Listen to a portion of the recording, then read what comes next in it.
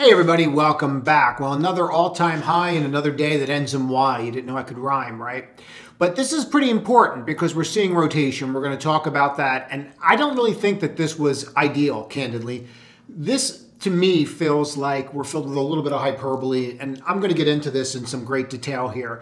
But first and foremost, let's look at what happened today. So in front of us, this is the bond market. This is the stock market. This is the dollar. This is the 10-year yield. This is the stock market, the S&P, the SPY right here, and this is the dollar. Now, for our purposes, the dollar is giving us really secondary indications on what I'm going to show. So to explain this, and people have seen me do this before, I want to show you exactly what happened today. Whether you say it's Powell or the bond market, I don't care. But at 11:30 today, we had a really big meeting. And that meeting was with Powell, but we also had a bond auction, right? So there was a lot of things going on at once today, and I really want to hammer that home. We had a lot of things going on at once. All right, great. So we're aware of that, and we know that we could say it wasn't that, it was when Powell sneezed or when he scratched his left ear. Either way, this is the time that the bond market came out. This was the short-term bond buying. They bought the market. From that point on, you never looked back on the market. This is really important. Now, 1 o'clock, you had the bigger auction, the 10-year bond auction. That was right here. Look how they bought bonds. And then look at what happened to the market. Now, this is interesting because from 1 o'clock on, they had buying, and then that buying went away, didn't it? All of a sudden, that buying led to something else. What did it lead to? Bouncing around, but then when they tried to rally us again, well, why? Why are they doing that? And this is where it gets super interesting to me because we have a bifurcation in the market. Whether you think that this is Powell that's doing it or the bond market, or is the bond market responding to Powell or to the CPI tomorrow? That's really the rub. And we need to spend some time on this. Now, this is going to be pretty detailed. So a couple parts of this you're going to want to watch again if you're trying to learn. But let's just go through the basics. You are looking at core CPI month over month. Core CPI takes out food, takes out energy, because who needs those things, right? But core takes those things out. Now, what we're going to see is if we go from 24 on, you can see how we rallied, and then we kind of sold off, and then they said this was an anomaly. Why was this an anomaly? Because they signed new contracts in January, and so then we had the dip, and then we had the rip. This does not look like much, does it? 0.35, 0.4, 0.3, and then we dropped. Now, why I think this data is so important and what I think we need to focus on with this data is this is a massive drop from here to here to here. So expectations, I'm going to show you expectations. Expectations for this coming in line to better are pretty excessive. And you saw that in the bond market today. Now, does that mean it leaked? Does that mean that they're right? But what we need to just understand here is the expectations that we're looking at are in line to the best reading that we've had in 12 months. You can argue that, well, this was it, but now we're kind of past that, aren't we? Because we're in July. So if you think about that, we're looking for the same reading here that we've had, okay, right now, in 12 months. It's a lot of pressure for the market, and there's a couple things that are a little bit of a concern here. Now, let's dive into what you need to be focused on tomorrow so that you know exactly what to look for. I'll be live, as always, at 8:30. We will do this. I will be on time. These are the four big ones. You always want to see if you can get this down, lower. And this is where I think something's afoot or screwy, and I'll show you in a moment. But here's core inflation. Now, remember, core inflation is food and energy is excluded. Say it with me. Who needs that anyway? But previous is 0.2 consensus. So you're saying we're going to come in line, and you're taking out food and you're taking out energy. So you're really going to be focused on what? Housing, right? Housing is 32% of CPI. Remember the difference between CPI. CPI is 32% of housing, and then PCE is only 15%, right? That's the disparity between the two numbers. We don't need to get into that now, but just understand that this is even heavily more weighted towards housing. Next. Core inflation year over year, 3.4, 3.4. Okay, so we're going to come in line, even though we're taking out food and energy and we're focused on housing, medical supplies, insurance, cars, and cars are down. Let's be honest about that. Car prices are plummeting. So then you get to the inflation rate. Now this has everything in it that this has, and food and energy. The consensus is that we're going to be higher than we're going to be here. We're going to be higher month over month than we are here. This is where it gets really interesting. The inflation was 3.3, and you came in at 3.1 is on a consensus. So somehow miraculously, the consensus for the month is going to go up, but the year is going to drop 20 basis points. The month is going to go up, but the year is going to drop 20 basis points miraculously. And closing that this is going to drop, the other thing about it is the absolute value is going to go higher.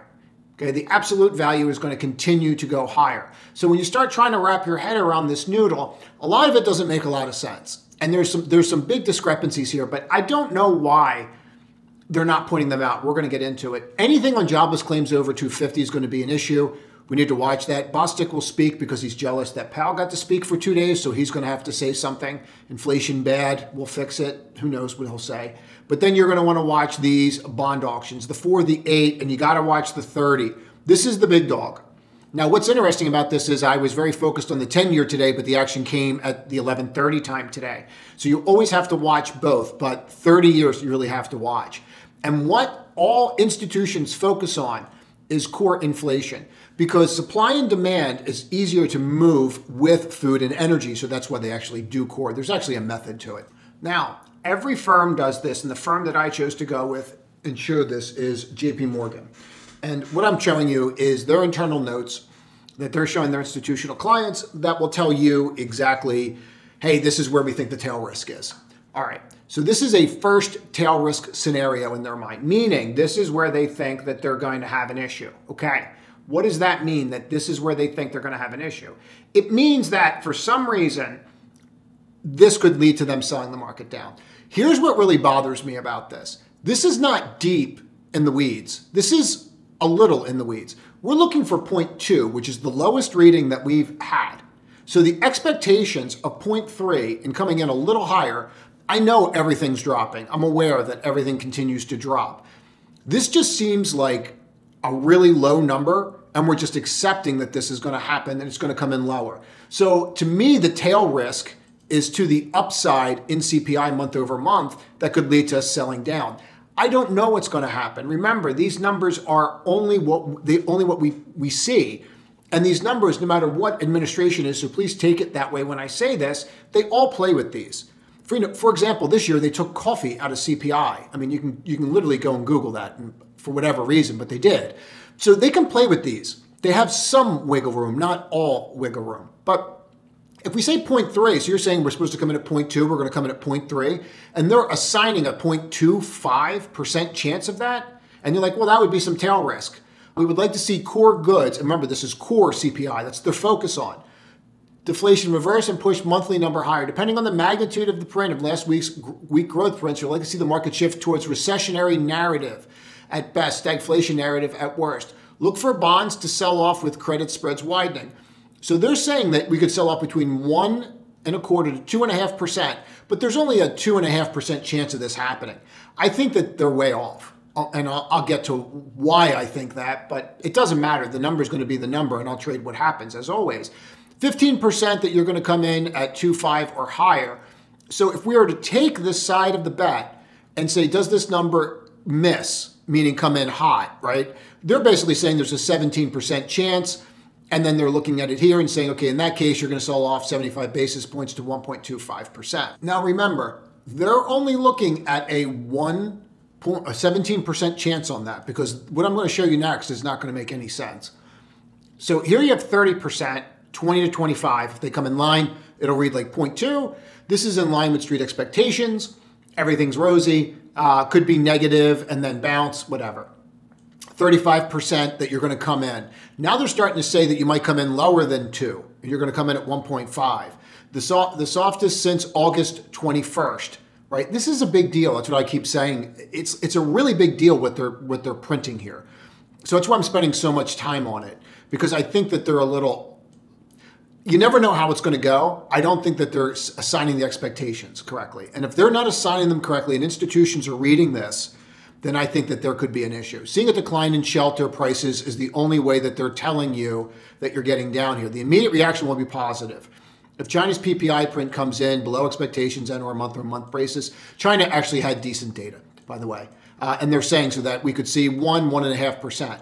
This is where it gets interesting. Here's 15%, and if you come in below 0.1, so your goal tomorrow is to focus on 0.2. Anything 2.5 or higher, and you're going to sell down. Anything under that, like 0.15, okay, and you're probably going to rip. And it'll be the high beta names that move. We'll get into that. But this scenario where they're like, oh, if you come in below 0.10, then we could rip, and that's 17 basis points. Remember what I said earlier about 1% moves? Okay, what are the options pricing? The options for Thursday, tomorrow, we are seeing a 90 basis point move. All right, so they're predicting a 90 basis point move. So they're not telling you if they're predicting it to the upside or the downside. They're just saying 90 basis point move. So if you look at this, they're actually protecting themselves from tail risk. So if you look at where the options are setting up, they're at 90 basis points for a move. Well, that's where the tail risk is, 17% here and 17% on the other side. That's not like them saying that they're pretty locked in the middle. And that's a concern. This was also a concern. Now, in Powell's speech last week, he noted he is moving from super core services, ex-housing, which is core CPI, to the labor market as his primary focus and indicator for inflation returning to 2%. Former Fed governor suggests appropriate for September. We remain tactically bullish, but with less conviction. Tactically bullish, less conviction. The reduced conviction comes from the recent macro data containing the ISM services print. We'll get to this in a second. We're going somewhere with all this. This data can rebound quickly. And last time ISM services printed around this level was December 22, which then gave way to higher prints for 15 consecutive months. In the very near term, we need to see CPI or CPI support the cut thesis, and it would be good to see retail sales tick higher. Separately, we need to see earnings, blah, blah, blah. But please take into account this ISM services and what he's saying. This can rebound quickly. Why would that rebound quickly? In front of you is services. So let's take a look at this. Now, what we're going to note is this level right here, and that's the drop. And they're saying it could rebound quickly. All right, so what are services? Services are things that purchasing managers, PMI, Purchasing Managers Index, need. So if the cost of something drops because demand drops, what's that going to do? That's going to create and spur more demand. If you get more demand for services because demand dropped, you see how demand dropped here and then demand dropped here? So what's that going to do? Because it can respond quickly. It's going to do what? It's going to increase demand. What are you going to need? You're going to need goods and services, CPI. When you connect these dots and you look at it this way, you get a little bit of a different picture. So this dropped so fast that it probably affected CPI in some capacity last time. And so what they're saying is that this needs to stay down here or that we're going to have a problem with CPI. Now, this is where the ES currently is and is factoring in that level. All right, so we have to keep that in mind. If we do something as simplistic as just take a moment and look at it where we are with Bollinger Bands, and you realize that the entire index is riding that secondary band, right? And how long will that go for? We don't know, but you're up here. So you're getting to that point where you're getting kind of extended. All right, so we know where the market, from here, we would argue that the market is at risk. We could overlay several indicators and look at the RSI, and we could see that we are way up here. That doesn't mean you can't go higher. I want to be really clear about that. You can. And as someone that uses RSI and very clearly will say to you, I'll still trade up here because this is where you can see the most moves, but you usually have to work it off and then go higher. You haven't done that yet, but let's keep going with this and so you can see what I'm saying. You would have to assume that you have risk here. You would have to assume that if this market comes in weak on that CPI, you have risk. Okay. Now, if you've been following me for a while, you know that I do this, and I'm going to show you. I come and look at where was oil during the end and the beginning of the month. So the beginning of May, oil was here, and then it dropped to here. So for last reading that we had, even though people will say core CPI doesn't matter or it doesn't matter, everything that you do in core CPI revolves around the cost of oil, revolves around the cost of energy, revolves around the cost of everything. You need to turn the lights on. If you're selling insurance, you still need lights. You still need heat. Okay, so all that is factored into your bills one way or another. So I found this a really great way, back envelope way to look at this. And we'll see tomorrow. You never know how they put their thumb on the scale. And I want to be very clear about that. Anyone thinks that they don't lives in fantasy land. So if you look here, you're at roughly, in line to down 1% for last reading. This reading if we took a look here from June and we came over to right here, we won't even use this. We'll just use the top of this, right? That's going to put you at a 5% move higher in crude oil.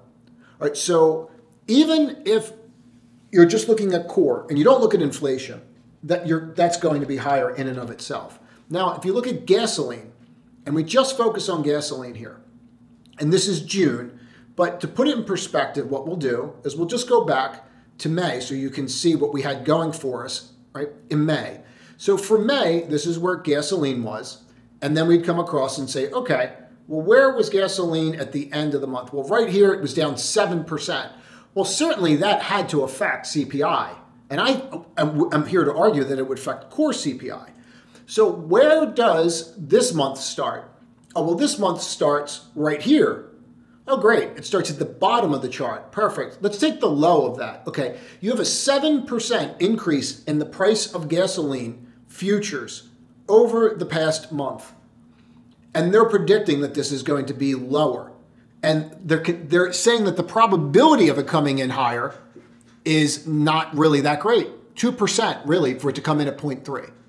Now, one of the things I do look at as Manhattan real estate goes the world as far as housing, it's kind of crazy, but you can actually chart this just by looking at Manhattan real estate prices.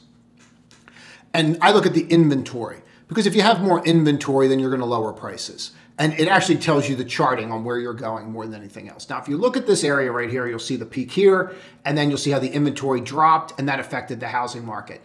If I had to point to one thing that is positive, you are starting to see more rentals available. And this is everything, all the different boroughs and different colors. This is everything right here. And you are starting to see an increase in the inventory, which means that they are seeing pricing pressure. So if I had to find one thing that might lead me to think, because all I want, guys, is the data. And then I can make my own decision, right? I don't need to find data that fits my narrative. I need to look at all the objective data so I can make the most informed decision. And what I'm going to see here is that the inventories are going higher. So that might be housing and then core is leaning that way. Maybe it's something like that, but we're going to find out tomorrow at 8:30 and I'll make sure that I'm live for it. I have some really great trades I want to walk through, but I'm not going to for time's sake tonight. I want to just stay focused.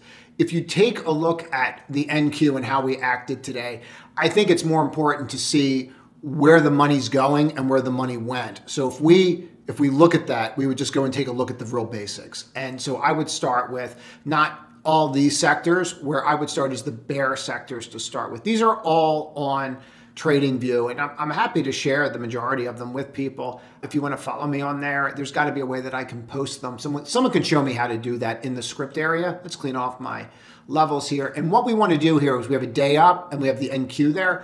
We're just going to drop in a 1-minute chart. And what we're going to do is just focus and say, where do they see the money going? And we saw it in the stocks today. We know why. We're going to address that in a moment.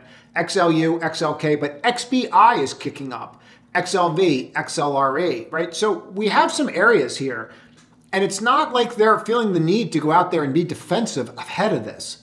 So I always look for that, like, okay, are they buying the defensive names? No, they're puking them. Okay, are they buying energy? Are they hedging themselves? No, they're not. They're actually puking out those names, and they're getting aggressive, and they're buying tech. This means one of two things. They think that this is pretty much a lock, right? And you saw that from JP Morgan's numbers. If it's not a lock, this is going to get really ugly.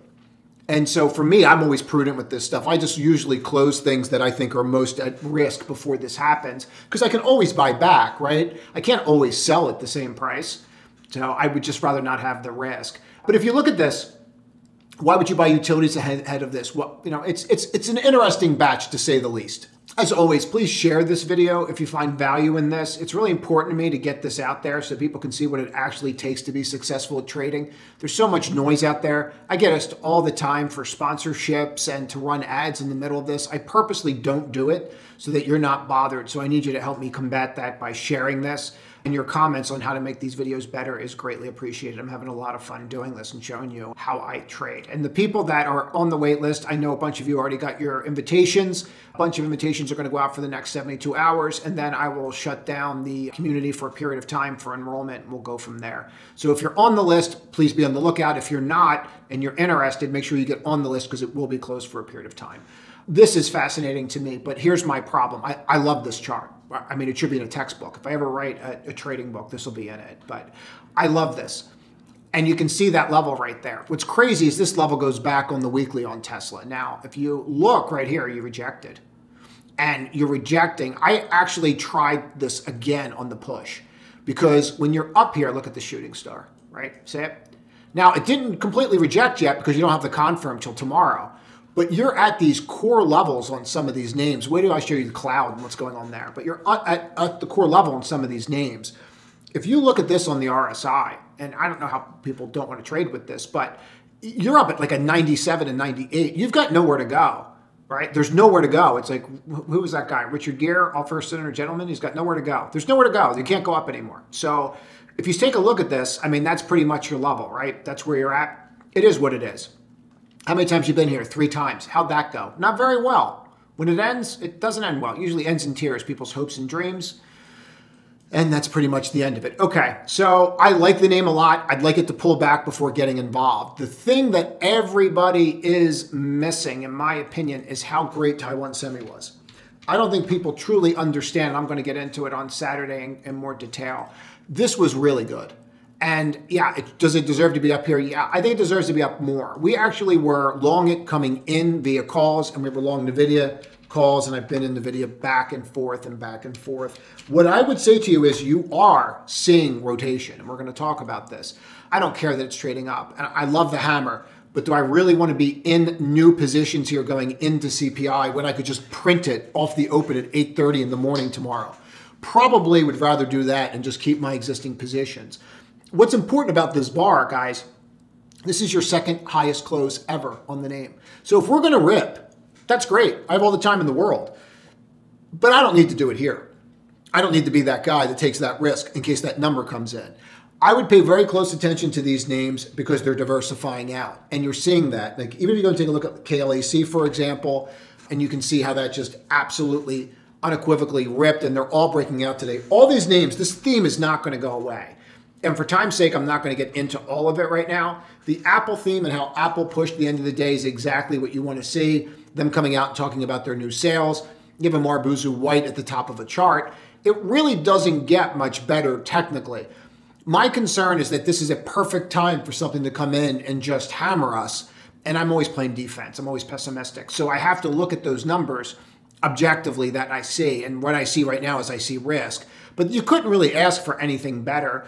If you look at what they did to cloud, they just puked it. I mean, they could not get out of the cloud names fast enough. Now, is it going to stay like that? I don't know, because really what they did, if you look at it, it was the 9:30. I'm showing this for a reason. What'd they do?